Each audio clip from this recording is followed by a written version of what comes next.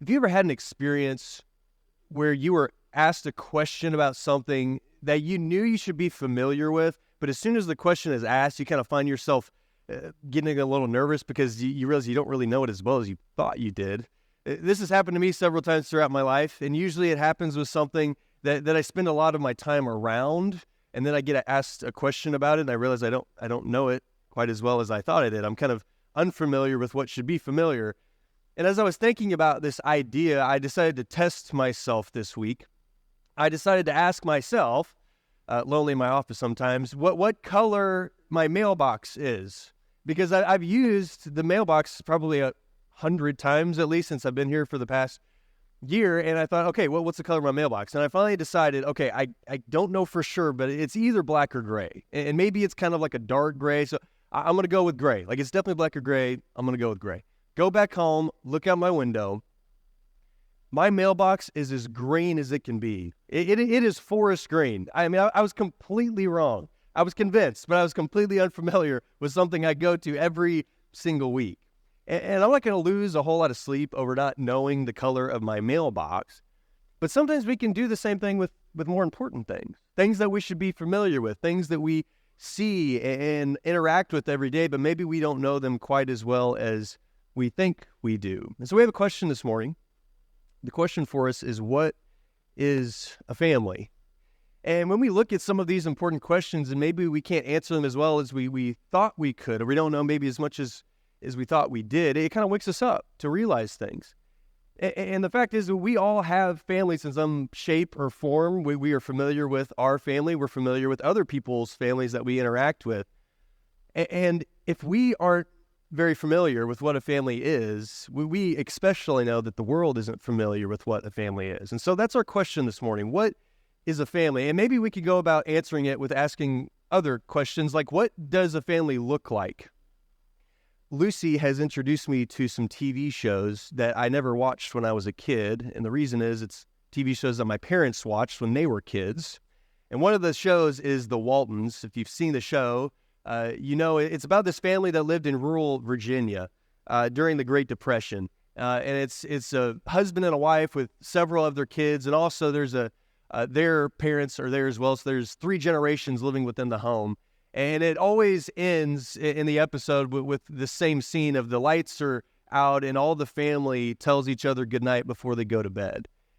And the Waltons were a hardworking family, an honest family, a good family. And in many ways, the show was supposed to portray the ideal family. And this was really common in television for a long time, especially at this time when the Waltons was airing. But then there was kind of a shift because people stopped wanting to see only ideal pictures of families, and they wanted to see more of reality. And so you kind of get to the 90s and the 2000s, and reality TV becomes really big. And there's nothing wrong with reality TV, but I think there was a subtle shift in what our culture thinks about families. Because if we move away from an ideal and we try to search for reality, sometimes what we'll end up with is thinking that there's not an ideal at all.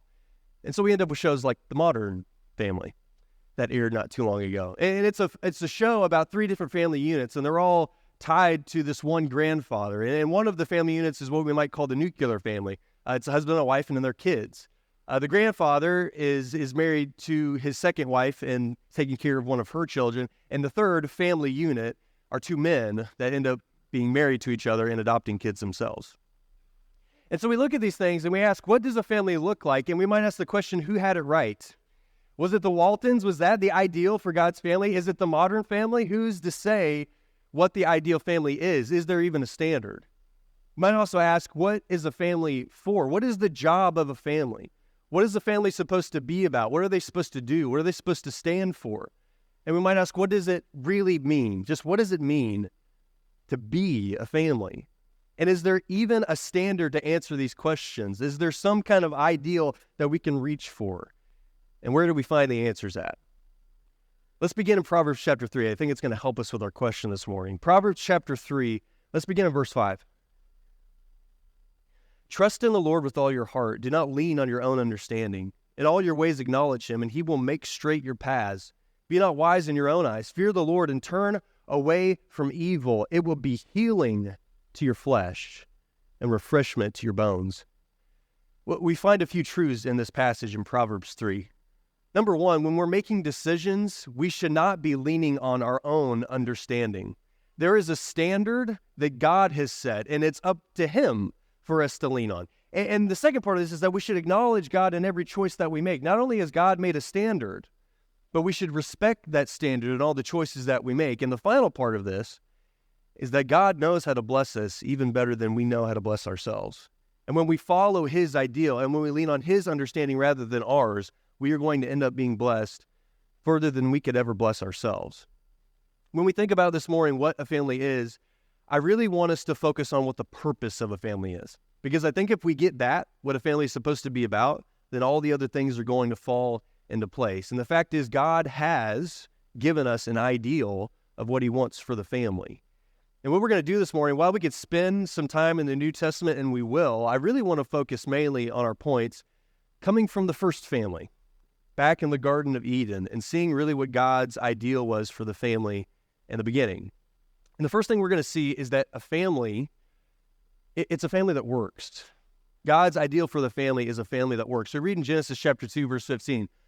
The Lord God took the man and put him in the Garden of Eden to work it and to keep it.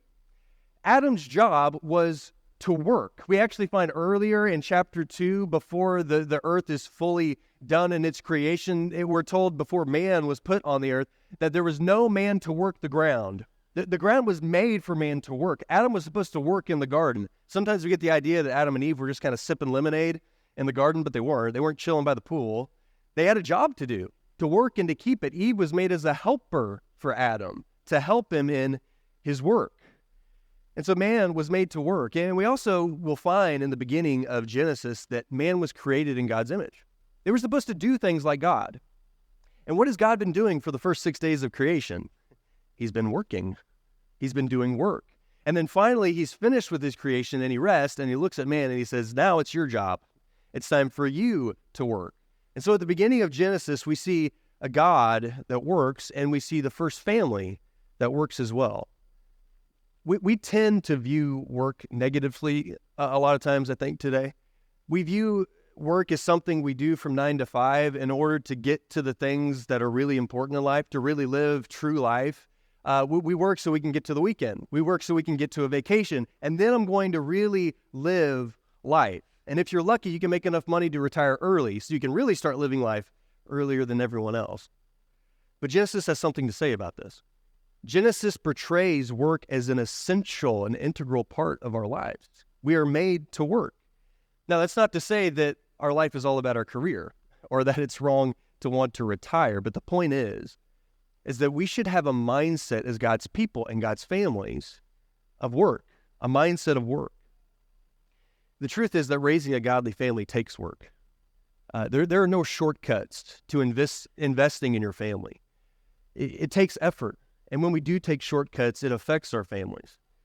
There's a danger today, I think, to prize efficiency at a high place. We tend to praise things for being efficient today. I mean, it's really what our country runs off of. We want all of our companies and all of our businesses to be efficient, right? And we all know the maxim, right? Work smarter, not harder. And there's nothing wrong with being efficient in and of itself. Trust me, when our daughter was born and there was a decision to be made, I didn't realize there was a decision to be made about diapers, because supposedly there are diapers that you can like reuse. I didn't know that existed. But the choice for me was really easy. We're going with disposable. I'm going to go the efficient route, the more convenient route. That was not a question for me. I don't live very far from this building. I'm just right down the street, and I own a bicycle. But I can count on 0 fingers the amount of times I have rode my bicycle to this building. I take my car. Okay, there's nothing wrong with being efficient. But there is a danger in trying to be efficient and sacrificing the more important things in life. I text more than I write letters. It's not because I text a lot, but I don't write letters all that often. But I think we all realize when there's someone that needs encouragement, and there's someone that you know that they're going to be affected more with something that's handwritten, that is from you and is personal. But do we make the choice to go just the efficient route because it's easier? There are some people since COVID-19 that have decided that streaming a local church service is just as good as being with the brethren. I mean, I can get on my screen and be on my TV, and I can see songs being sung, and I can hear the Lord's Supper talk, and I can have a sermon, and I can do it all in my PJs. It's really convenient. And they might even think, well, what is my family really missing out on not being at the building? I mean, we have it all right here, and I don't even have to drive in. Do we see the danger of just having a mindset of efficiency? A mindset of efficiency starts to look at people and things just as a means to an end. And if there's a shortcut, you're going to take it. A mindset of efficiency isn't driven by love for others. It's driven by what's easiest for me. But God didn't design the family to do the easiest and most efficient things. He designed them to work at the most important things. Just a few things I want to talk about this morning about what we might work at in our families. This is for all of us, but especially I think this applies to our children. Do we work at quietness and focus? Notice what God says to Joshua in Joshua 1, verse 8. This book of the law shall not depart from your mouth, but you shall meditate on it day and night, so that you may be careful to do according to all that is written in it. For then you will make your way prosperous, and then you will have good success. God wanted Joshua to have focus. God wanted Joshua to meditate on his word. God wanted Joshua, even in the quiet times, to be thinking about his word. Are we teaching our families to exercise focus and to be comfortable with quietness? I don't have all the answers to this. I don't have all the to-dos of how to make this happen. But I do know it's important for us. Maybe that looks like sometimes we just decide to turn screens off. That the TV's just going to be off for a while. That the devices are just going to be off for a while. And we're just going to give our family some time to breathe and to think for a while. And to talk with each other, and just to shut the world out for a little while. The world will do all it can to make you busy with things and to attract you to things and put things in your mind. But it's our decision to put in the work to keep those things out at times so we can train ourselves to be okay with quietness and to be able to focus. Why is that important? Because there's going to come a time when our kids need to sit down with a book and they need to be able to focus. And they need to be able to be okay with quietness and to be able to get this word into their heart. And that's a skill that we have to help teach them. And that's not the same for every child. It's not as easy for every child, but it is something that we should be working towards. Do we work on effort and integrity in our families? Effort and integrity. Christians should build families that put effort into everything they do. Whether that's the father going to work, whether that's the mother working outside the home, inside the home, whether that's the children going to school, whether that's working at VBS or helping out another member in the congregation, do we put work and effort into what we do? Paul will speak in the beginning of Ephesians chapter 6, and he'll talk about how children need to honor their parents, but then he'll speak about how fathers need to instruct and discipline their children. And then he follows that up with this in Ephesians 6, verse 5. Bondservants, obey your earthly masters with fear and trembling, with a sincere heart as you would Christ, not by the way of eye service as people pleasers, but as bondservants of Christ, doing the will of God from the heart, rendering service with a good will as to the Lord and not to man.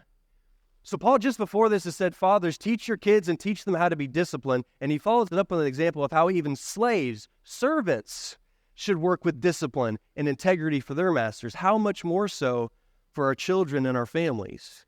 No matter what you're doing, are you doing your best? Are you going through the motions in your work? Do you do things during your day that you think, well, no one else is going to see me, so it's really not that big a deal? Paul's telling us God sees. God sees it. And he's the one we're really working for. Sometimes it's really easy. It's easy for me. You're going to hear it this morning to complain about our culture. But sometimes the fact is that because of our culture the way it is, it makes it easier for us to shine at times. I grew up going to Walmart as my grocery store. I grew up in Northwest Arkansas. It's Walmart country. I had a mom that worked for Walmart, and so we always went to Walmart growing up. And growing up, they used to be open 24/7. This was pre-COVID-19. And so people didn't stock the shelves during the day. You didn't really ever see workers stocking shelves. That mostly happened at night. But now, fast forward to 2024, and they're not open 24/7. And so you're always seeing people stocking shelves. And especially when I go to Walmart now in the evening, I'll see mostly teenagers and they're doing their job of stocking different items in the store. And this allows me to witness something, to witness teenagers in a quote-unquote normal job in America today. And especially when I go in the evenings, there's something that I see that really surprises me. If I had to guess, put a percentage on it, maybe 80% of the time, I will see one of those teenagers on their phone in some way, shape, or form. They either have a headpiece in, right, a headphone, an earbud, and they're listening to their phone, or maybe they're putting items on the shelf and their phone is laying by them, or sometimes I just catch one of the kids just like on their phone, oblivious to the world around them. And that amazes me, but to be honest, if I asked one of them, I would not even be surprised if I asked them, is it okay for you to be on your phone? If they told me, yeah, my boss doesn't really care, and if they meant it. Parents, if you have kids that work, teach them not to be on their phones while they're working. I hear sometimes us talk about, and kids talk about, I can be at work and I can do this job that I'm working and I can just be on my phone 80% of the time like it's cool. It's not cool. That's embarrassing. That's not the type of mindset God's people should have for work, even if it's allowed or not. Parents, teach your kids and show your kids to work with effort, to work with integrity, regardless of what the rules are from their boss, just because they know it's glorifying God when they do it. What is a family? A family is a group of people that work. But a family is also a group of people that represent something. We see in Genesis chapter 1, verse 27, so God created man in his own image. In the image of God, he created him. Male and female, he created them. Mankind was made in the image of God. Mankind was made to be image bearers for God. The idea is that if God is not directly in the world to be seen by the world, he can be seen by his creation. The Roman Empire did a lot of image bearing. They would build statues of the Caesar, of some of the emperors, and they would put them all across the empire. And they would also use coins to have their faces engraved on that, the things that people could have access to and see. And lots of the times, it was portraying the Caesar, the emperor, in the ideal type of situation. He was either in his royal garb, right? And maybe, or even like a warrior outfit at times to kind of show the ideal warrior and emperor. Other times he was just in his normal robe as the ideal citizen. There's even a statue that was of Julius Caesar that has a little baby Cupid hanging from the hem of his outfit to show that, yes, he's powerful, but he's also loving and benevolent. And there were also faces of the Caesars on coins. And at one point in time, they ended up saying that they were sons of God. They were deities. And all these things are supposed to represent the Caesar or the emperor to the nation and present them in a favorable way. And that's exactly the job of Adam and Eve in the garden. That's the job of mankind in the beginning, that we are supposed to be image bearers for God, not cold, dead, stationary representations, but living, moving, breathing representations of who God is. So God can look, his people can look at us, at families, and see God. You know, you might be in the Roman Empire, and for a long time, if you were in a smaller town, never see one of the statues of the Caesar or of the emperor. But maybe at one point in your life, you finally get to go to one of the bigger cities, and you get to see finally the statue of the Caesar, and you finally get to see what he's like. The truth is that sometimes our families are the first place that people will see what God is like, that people will see God in us and what we do. That's our job. That's our role as a family, to portray God to the world. But being an image bearer for God doesn't happen by accident. Especially when we think about our kids. We have to teach our children to be image bearers. We have to teach them what it means to be in the image of God, to be an image for the world, to be in his likeness. And most of the time, we think about this idea as something we're just born with. We're just inherently born in the image of God. And there's truth to that, right? Genesis says that we are made in his image. James will say, don't curse people with your mouth that are made in his likeness. Paul will say, men, don't pray with your head covered because you are the image of God. There's an inherent sense to it. But I would suggest to you that most of the time in the scriptures, when you read about the image of God, it's the idea of something that is your purpose and your work and something you're growing into. It's a transformation. like places like Colossians 3:10. And have put on the new self, which is being renewed in knowledge after the image of its creator, being renewed into the image. In Ephesians 4:24. And to put on the new self, created after the likeness of God in true righteousness and holiness. The image of God is the new person we're being made into. And so what that means for parents is that we have to help our children know what it means to be in the image of God.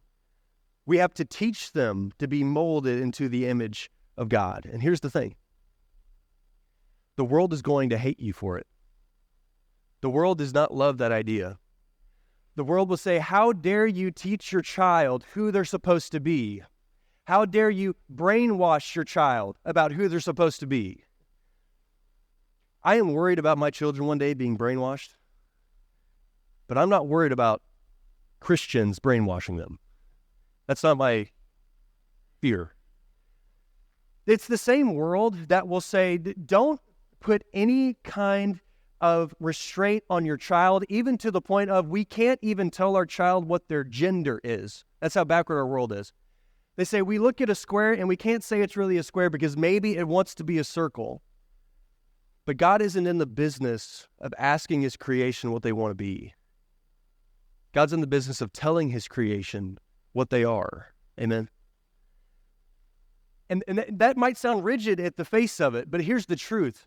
God is going to tell you what you are that gives you more life and meaning than the world will ever give you.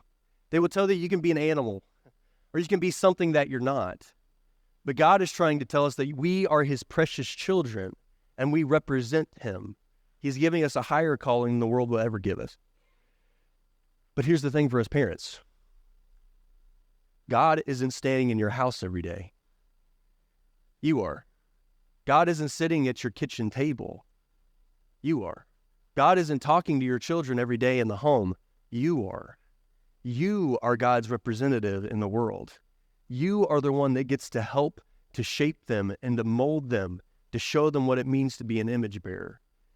And while you might not be fighting against the most leftist, liberal ideas of identity in our world, you're definitely fighting against this. You're fighting against voices that say, don't put any kind of guilt on your children. Never shame your child. Only encourage them. Don't push them too hard any direction. We need to let them make their own choices. Just don't force it. Now, if it comes to choosing a dog or a cat, by all means, go for it. But does that work in all of life? Since when did we start telling our junior high children that they need to make the most important choices in their life? Do we do that with school? I mean, can you imagine how that would go? Your eighth grader, right? You just get to have the choice whether you're going to go to school today or not. That's not what we do. We tell them who they are and what they're going to do. You are an eighth grade student and you're going to school. I'm dad and I said so. We don't let them make the most important choices in their life. Turn with me to Ephesians chapter 4. Ephesians chapter 4. We're going to pick up in verse 11. Here Paul is talking about how the church has been equipped by the roles God gave to it, but I want to make a point on the illustration he uses at the end of this. Ephesians chapter 4, beginning in verse 11. And he gave the apostles, the prophets, the evangelists, the shepherds, and teachers to equip the saints for the work of ministry, for building up the body of Christ, until we all attain the unity of faith and the knowledge of the Son of God, to mature manhood, to the measure of the stature of the fullness of Christ. Notice verse 14. So that we may no longer be children, tossed to and fro by the waves and carried about by every wind of doctrine, by human cunning, by craftiness and deceitful schemes. Paul says the church needs to be equipped, it needs to be taught so that we stop being like children. Children are easily deceived. Children can be led astray. Children need to be taught and instructed. And that means that we don't only provide our kids with encouragement. Don't let the world guilt trip you into never placing guilt on your children. Our culture today in America is king at double standards. Did you hear the one I just gave you? They will guilt you into not putting guilt on your child. And sometimes it's really effective because guilt is a very useful tool. Here's the thing. Jesus was not afraid to use guilt and shame in order to instruct his children, his people, his followers. Just one example. Peter, in Matthew's gospel, makes the great confession that Jesus is the Christ. And Jesus says, "Blessed are you, Simon," and he encourages him and he blesses him. But then immediately after that, Matthew records for us, Peter then takes Jesus aside to rebuke him. And what does Jesus do? He calls him Satan out loud to his face. And then he had one of Peter's peers write it down in a book so the whole world could read it, including during his lifetime. I mean, talking about using shame and guilt. Pretty rough for Peter. Jesus was not afraid to use guilt or shame. It doesn't mean that he didn't love Peter. It doesn't mean that he didn't love people when he did it.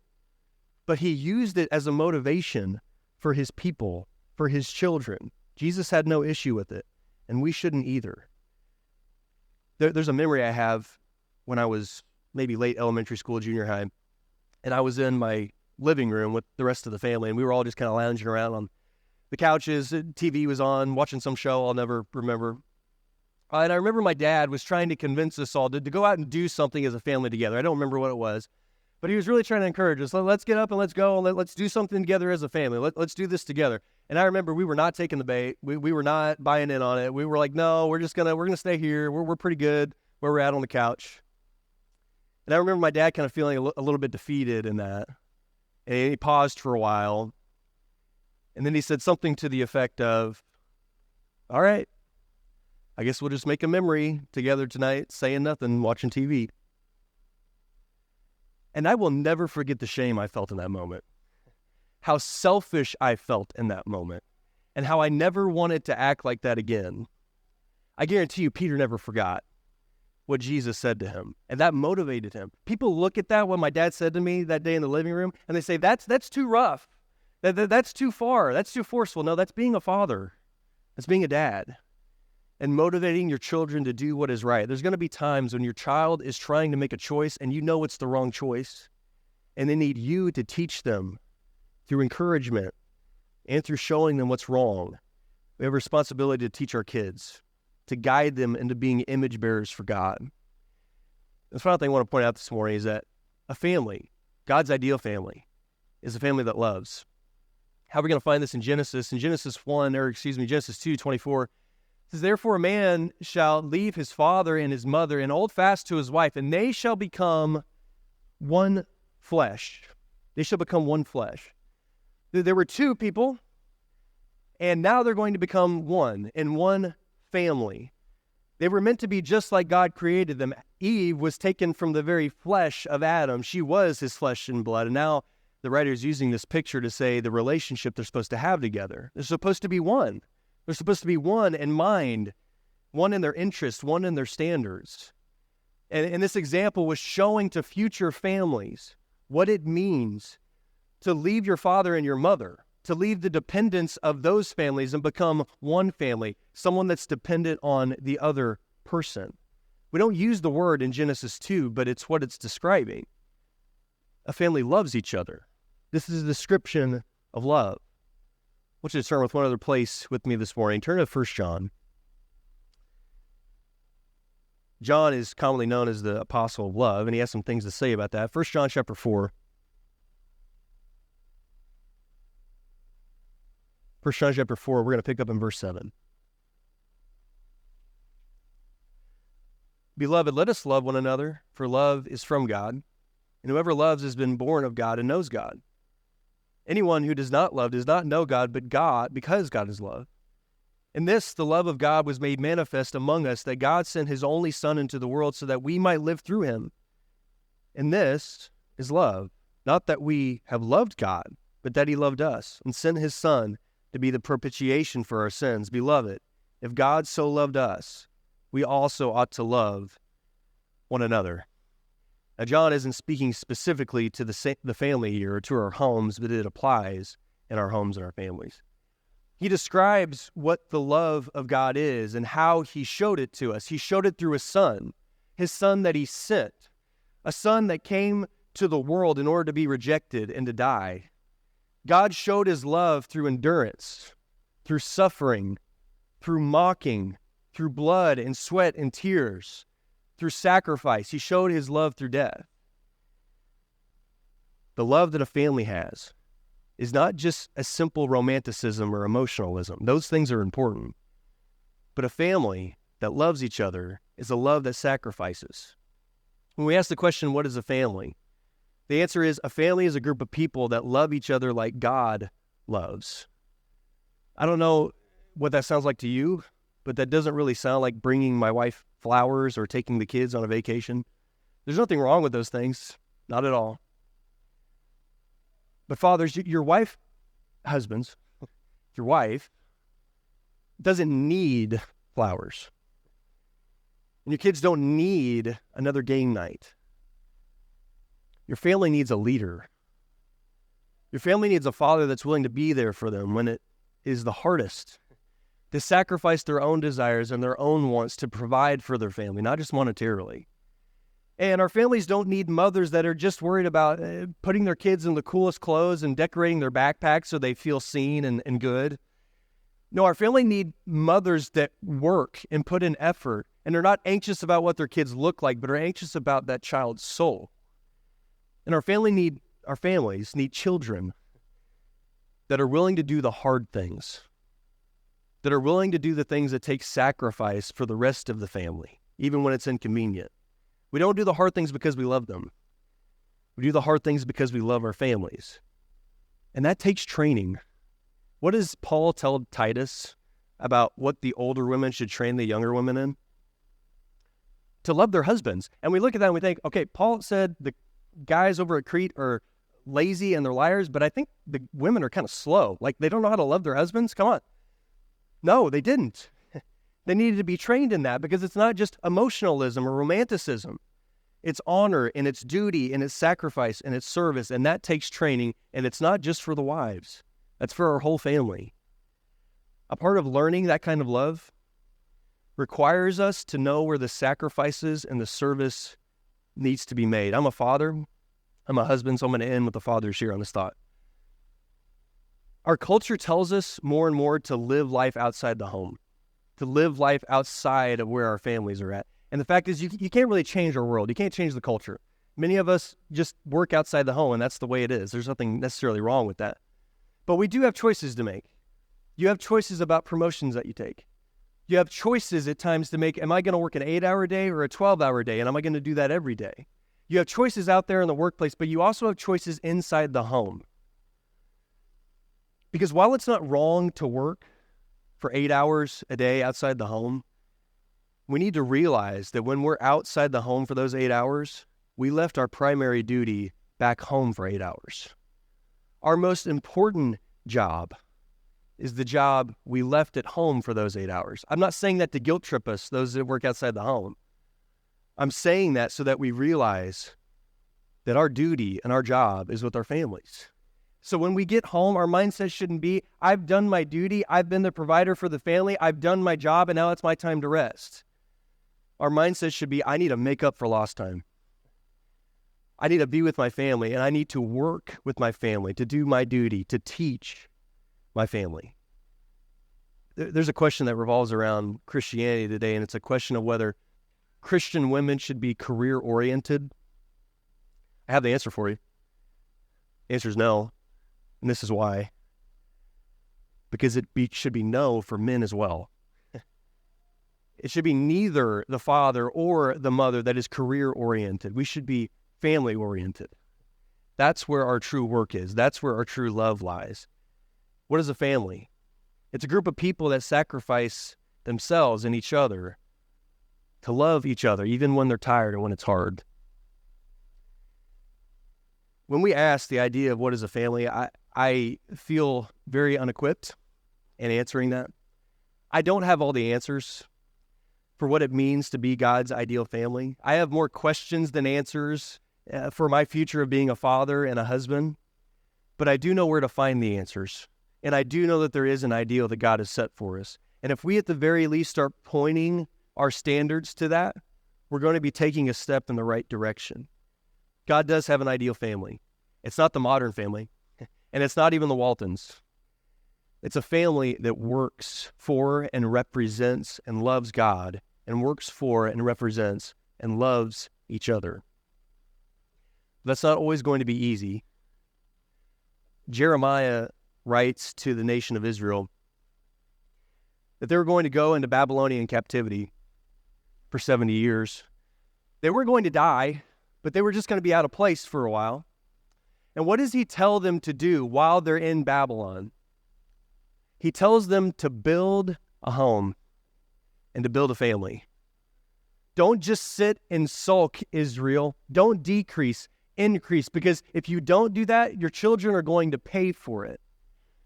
And so Jeremiah encourages the people to build while they're in Babylon. And the first step of that was convincing them that they were going to be in Babylon. Brothers and sisters, we are in Babylon. But it's not time to sit and sulk. There are going to be things about our world and our culture that we just can't change. There's going to be schedules and routines that we have to fight against. But it's not our job to sit and just take it while the world around us discusses what a family is. Our job as Christians are to build homes, to build families, and to show the world what a family is. My family has been blessed for the past year being here, and we're going to continue to be blessed because of the families that we've learned from. I just want to encourage us this morning, just keep building families. Families that work, and families that represent, and families that love. Thank you for connecting with us this morning. We're so thankful that you were able to do that. If you have questions, we'd love to have the opportunity to talk to you. You can contact us at www.thebibleway.com or questions@thebibleway.com. Questions@thebibleway.com. We'd love to have you in person. Come if you can, but thank you for connecting with us.